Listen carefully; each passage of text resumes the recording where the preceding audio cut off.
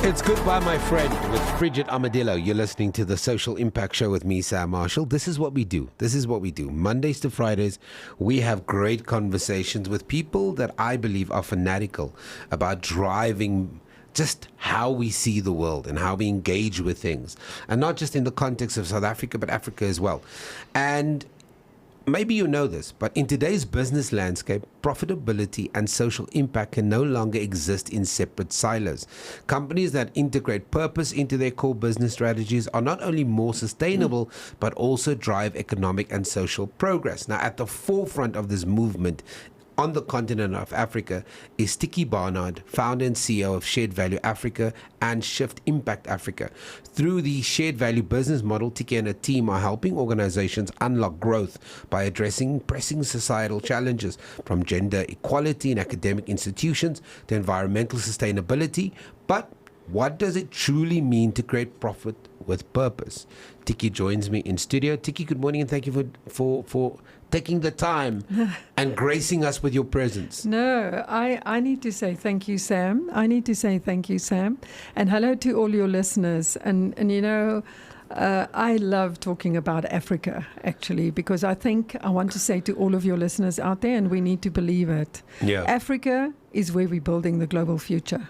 I believe because so. We see what's happening in America. We see how Europe is struggling. We have the capabilities because, as we all know, we've got the youth dividend on our side. You took the words out of my mouth. This is going to be the continent with the largest young population in the world. Absolutely. And when you look at it, and we were talking a little bit earlier on, if you look at it from a tech perspective as well, what's happening, on the Africa continent and specifically in East Africa with Kenya. I mean, they are streets ahead from a tech perspective. But what I want to say is that it's the youth dividend that we have. We've got, all of the resources. If we look at our extractives that we have, we've got the capabilities as well. We've just got to believe in ourselves that we are going to be the future global leaders. But to add to that, Tiekie, is that I think we are starting to, right? Because you are somebody that is constantly traveling. I mean, you're constantly on the continent. I'm sure if I just followed you, I'd find you in some little side cafe eating jollof rice and having different conversations. It seems to me that the leaders on the continent are starting to understand their power. I've seen some of the presidents saying we are no longer coming 12 of us to meet one person. Africa is a powerhouse. We've seen investment from the BRICS partners. We've seen, for example, in Kenya, the new highway that was built there. And so there's an infrastructure understanding, there's an understanding of relationships, what collaboration looks like. Is that what you're experiencing? Or are we still infancy? No, I think I am experiencing it, but there's still a lot that needs to happen, Sam. There really is. I think the challenge that we have on the Africa continent is that we've got a lot of old leaders. Yes. So if you think about it, how does a 91-year-old leader relate to a 20-year voter? Are you with me? Yeah. So for me, but we are seeing some young leaders coming through. You know what I mean? That's below the age of 80. Let me put it that way, or below the age of 70. So you want to tell me that 72-year-old is a youngster? Well, what can we do? You know what I mean? Because in comparison, in comparison. But I think there's some. In Botswana, great story to tell now with their new leadership and great vision as well from that perspective. We look at Ghana as well. Also, new leadership in Ghana. So even with Tanzania and the female president, and with Namibia and the female president, so there is a shift. But there's still a lot of the old folks that we need to almost like shift out of the way, I want to say. Or at least find a way for them to, and I know it's also a cliched word, but kind of some kind of mentor-mentee, collaborative engagement that says, if you read what Dr. Robin Whittaker talks about trust-based partnerships, that even though I'm younger than you, I have stuff to bring to the table and not have a talk-down approach where we know everything and you should only listen. I think that's going to we need that to foster proper collaboration between these age groups. Yeah, I think the big shift that we need is that mind shift. You know, from but you guys are doing it at Share Value. Yeah. I'm talking about leadership now. But you do engage with a lot of leaders. We do engagement with leaders. Yeah, because we're trying to shift those minds. You know, to try and say that. Look at it, Sam. Whatever we did in the past is not working. So systemic change has to happen because whatever we're doing at the moment is not bringing the results that we need from a Africa perspective, from a global perspective, So for me is how do we shift those leadership mindsets? And this is, yes, you're 100% right. That is so much part of our work to try and shift those leadership mindsets through all of our engagement platforms that we have. But we want to start with the young ones as well, because we want to, when we work with entrepreneurs as Shared Value Africa, for us it's important for them to understand that they have a responsibility to bring about change as well, that it's not only about the money. As you said earlier on, profit with purpose. Yeah. That's what it's about. Yeah. And where does one start? And I know you're an expert in this because I think you don't have a social life. I think this is all you do. I wouldn't be surprised if your husband's name is Social or Shared Value Africa. That is my husband's name, Shared Value Africa. I won't be surprised if that's the only thing you do. But you do think a lot about it, and you do have, I think, a beautiful perspective where the people around the table are not the same people that you're talking to. So you're getting input data from so many different aspects, apart from the fact that you develop reports, you work with some of the biggest organizations in the world who are also thinking about these things. How do we foster, can we talk to everybody at once? Because I find that sometimes we have these beautiful conversations while we need to talk to young people. We need to, have a shift change. But who do we talk to first, and how do we talk to them, and when do we talk to them, in order to make sure that everybody's coming up at the same time? Because you can be in the trap where I'm talking to one group for too long, miss the other group as they go through their changes.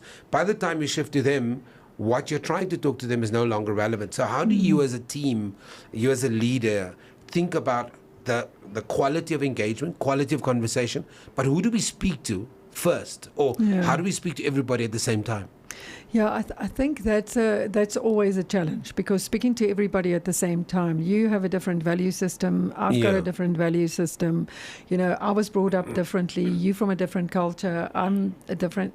So how do we do that? What we look at, though, because remember, our Shared Value Africa, we focus on business. Yes. Even though our work focus on entrepreneurs and empowering women and leadership, but leadership makes that first decision as an organization, that what we are going to do as a business, we are going to be profitably addressing societal issues through the core business. And once leadership has made that decision consciously, then you can start looking at how does it filter into an organization. Like, I'll give you our prime example from a shared value perspective, because it's entrenched in their strategy, is Safaricom from Kenya.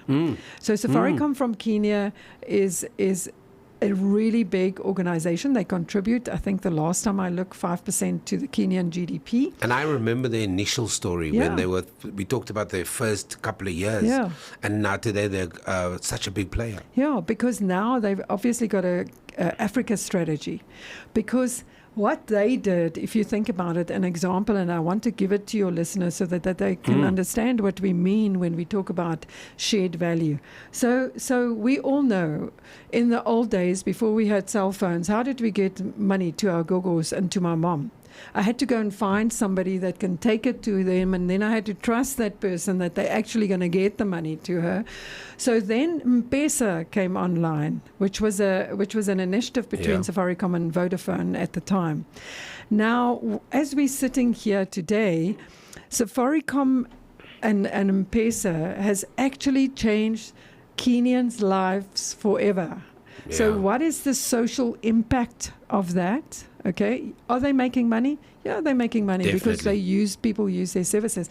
But you speak to any Kenyan today, and you'll know that they're on M-Pesa because their salaries can be paid in there. They can pay their accounts into it. I was speaking to somebody now. I was in Kenya last week, and he was saying before M-Pesa, he used to have to take time off work to go and pay his kids' school fees. Now you just put it straight through through M-Pesa. So if you look at that from a shared value perspective, is that an organization like Safaricom was profitably addressing a societal issue. I was going to ask you about that word because you've used it twice now, profitably. Yeah. And making impact profitably. Yeah, absolutely. So they profitably address a societal issue of people that didn't have access to a financial services system. Now people have records, they can save money, they can transfer money to each other without any problem. All you need is that M-Pesa, that M-Pesa number and that M-Pesa account. And I think, Tiekie, Africans don't know how studied M-Pesa is around the world now, because it is really become such a benchmark around the world. I mean, whether you're in America, in Europe, they talk about the M-Pesa model. And I've seen the M-Pesa presentation so many times. I remember Rihanna Rousseau, about 6 years ago, she does this trends thing every year. Yeah. And I went to one of them and she talked about M-Pesa, how M-Pesa is changing the life of Kenyans. And it was just mind-blowing that innovation was born and bred on Africa, on the continent, deals with a real-life problem, and has literally changed the lives of so many people. But what you guys do at Shared Value, and yet again, I'm fortunate because I'm on your mailing list. I know how much work you guys do, from the amount of conversations that you have, whether that's women in education, institutional reform, advocacy work, entrepreneurship work, whether it's looking at greening the environment. I mean, you guys have big heads because you're thinking about a lot of stuff. Yeah. And then what I love is that you bring in, it's not this hypothetical conversation anymore. It's practical people on the ground who have case studies, who understand what's going on, and that's the conversation and the dialogue that you're fostering. Yeah, so Sam, thank you for that, and for that little, for recognizing what we're doing.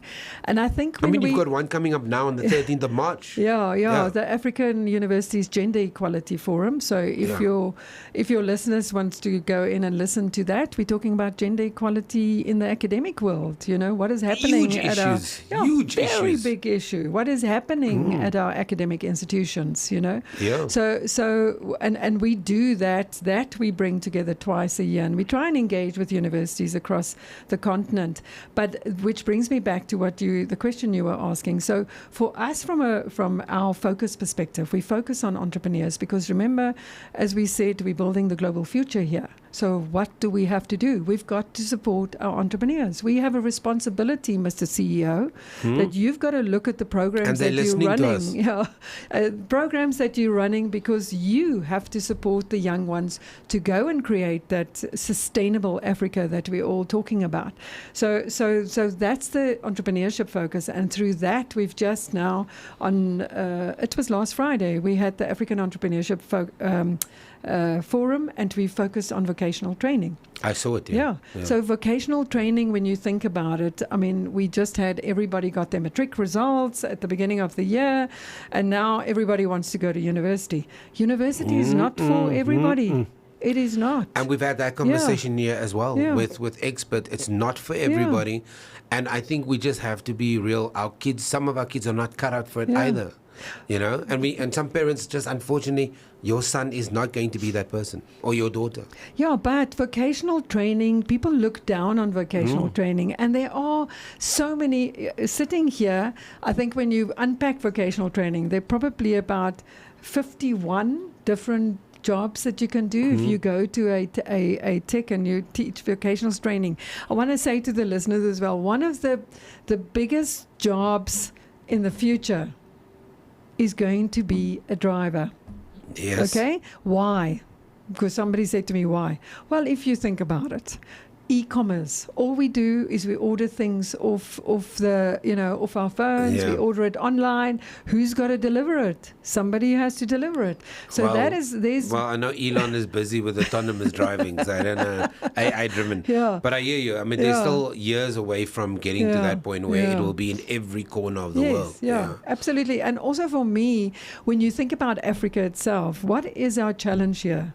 We don't manufacture enough of our products on the Africa continent. We buy it from China, we buy it from Europe, so we need to encourage vocational training because I love that actually, I love that. I met a guy, I must tell you the story. I met a guy, he was my Uber driver, and he, in his off season, on season he's a waiter on the Disney cruises, where he makes a lot of money in dollars, and when he's off season he's a Uber driver, right?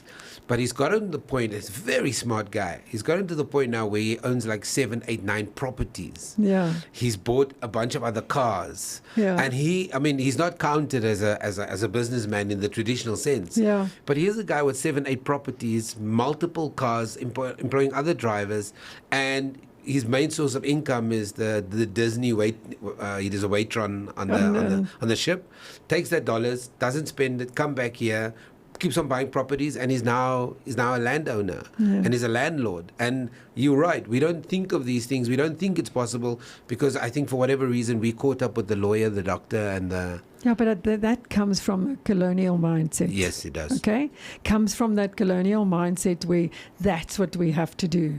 So the thing is, and I look at myself, and I know your listeners can't see me, but I'm from the older generation. So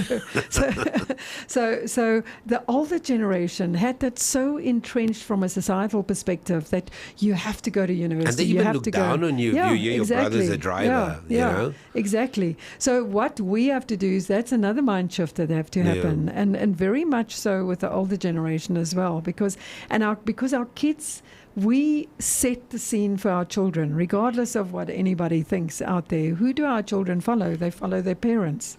And they see that we look down on vocational training, or we look down on the plumber and the electrician. And yet without them, our lives would be a disaster. Exactly. And every dystopian movie I've ever seen, the most valued person is the one who knows how to build. Yes, exactly. And if you look at any zombie post-apocalyptic movie, if you don't have a plumber or somebody knows how to build or an engineer, you're stuffed. Yeah, and yet our mindset always, leans toward that book knowledge, as we call it. And the thing is, when you think about it, when you go from a vocational training perspective, if you go to a TVET college, you can step out of there and you can start your business because you've got the practical experience. When you come out of university for 3 years, you've got the book experience, but you've got no other experience, As an organization, as we wrap up, as an organization and an institution, and I'd love to invite you back for us to continue these conversations, you are spending so much time now